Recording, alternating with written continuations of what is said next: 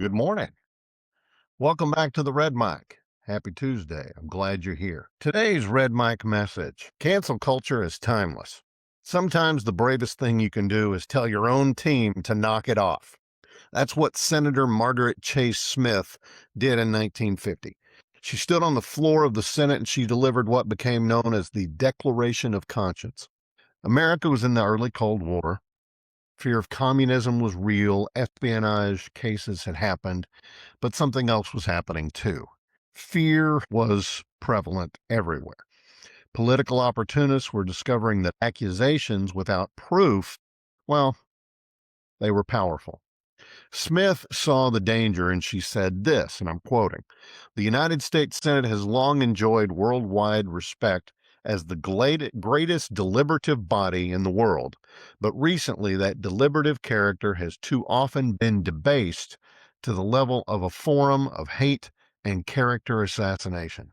She warned that the Senate had become a place where reputations could be destroyed without accountability, and her point was simple: when accusations replace evidence, justice disappears. Smith reminded the Senate of the American principles being trampled in the rush to score political points: the right to criticize, the right to hold unpopular beliefs, the right to protest, the right of independent thought. And then she said something that honestly could be said today: the American people are sick and tired of being afraid to speak their minds lest they be politically smeared. It's timeless, but that was more than 70 years ago. And the complaint sounds exactly like something you hear today. Somebody says something unpopular or they say something that's politically incorrect.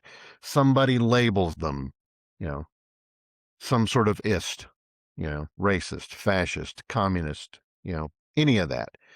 Then the mobs form. Their reputation gets dragged through the mud, destroyed.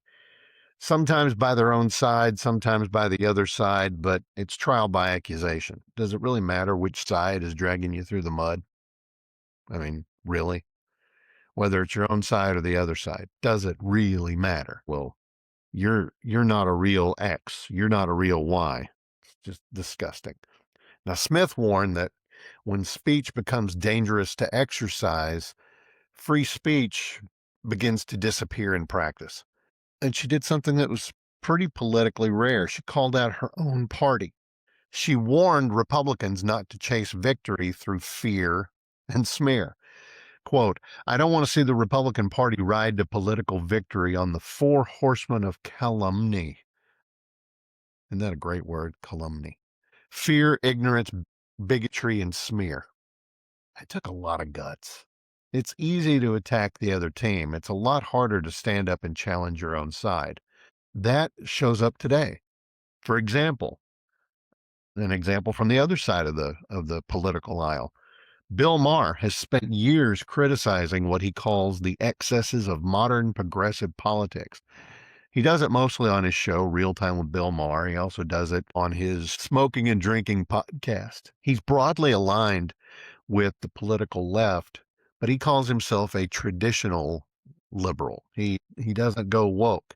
He supported Democratic candidates for decades, but he regularly argues that parts of the modern progressive movement are undermining the very values they claim to defend. He's criticized things like speech codes and ideological purity tests on college campuses, social media mobs that try to destroy people for old jokes or unpopular opinions. When he talks about that, he says, that's judging people in the past for things that they wouldn't have thought of in a million years, but today it's standard political thought. He says it's ridiculous to destroy someone or go after someone for something they said that wasn't considered wrong back then. He said you've got to judge the time based on what was acceptable in the time.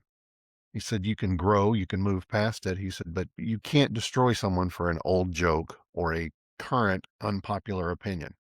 He's he's attacked the labeling of disagreement as a moral failure rather than just part of regular debate, and activists who treat comedy, art, or satire as a political threat. His point isn't that the left or the right should not exist. His argument is that when movements become obsessed with policing language and punishing dissent, they start to resemble the very intolerance they claim to oppose. In other words, sometimes the bravest thing you can do is tell your own team that they've gone too far. That's the same leadership principle that Margaret Chase Smith demonstrated in 1950. Because winning arguments by destroying people is not victory, it's corrosion. Now, she ended her speech with a warning that honestly still works today. As an American, I am shocked at the way Republicans and Democrats alike are playing directly into the communist design of confuse, divide, and conquer. Divide, confuse, destroy trust, conquer. That formula doesn't require communists anymore because social media does it just fine. Free speech is messy. People are going to say the wrong things.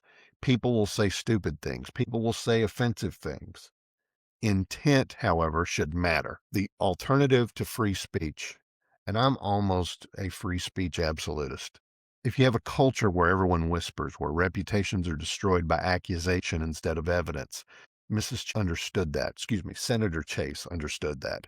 Freedom isn't protected by silencing people. Freedom is protected by letting ideas compete, even the unpopular ones, especially the unpopular ones. Because the moment people become afraid to speak, we've already lost something essential. That's today's Red Mike message. Hope you found it interesting or helpful. I hope that you're able to put some of these things in place in your own life. Don't be afraid to stand up and say, that's wrong.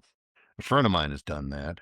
And I'm not going to say her name. I don't want to call her out either for good or for bad, but I respect her a lot for having the nerve to say, well, wait a minute.